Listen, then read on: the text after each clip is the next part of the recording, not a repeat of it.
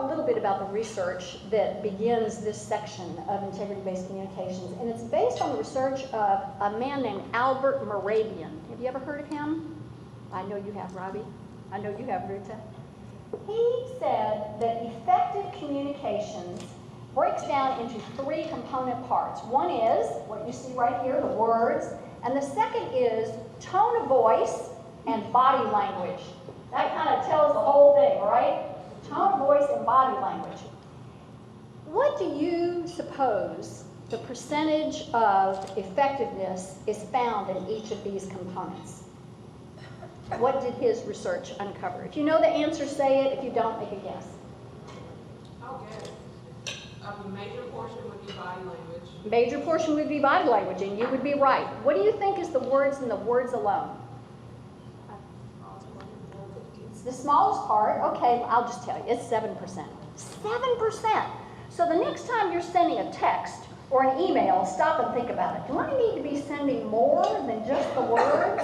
Have you ever sent an email and then you hear people grousing around the water cooler because that email sounded so snippy, and that was not at all what the sender intended? Has that ever happened to you?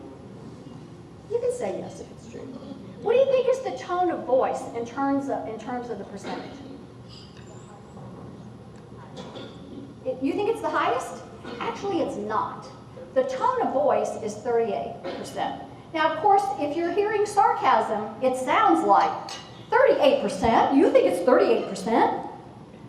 But truly, those of you who are not math majors have still figured out 55% is attributed to body language. Now, his research was not that these components are the pieces of a pie that represent these percentages. What it was saying was, if you are sending a mixed message, that is, what's coming out of your mouth is not exactly what your tone is saying, nor is it what your body language is saying. What it's saying is that the body language will trump the tone of voice, and the tone of voice will trump the words and words alone. So if you're sending a mixed message, what do you think? It's pretty confusing, isn't it? You may be sitting there, in fact, you may have done this in a meeting before, where something is being said, and it sounds intelligent, but it just doesn't feel right.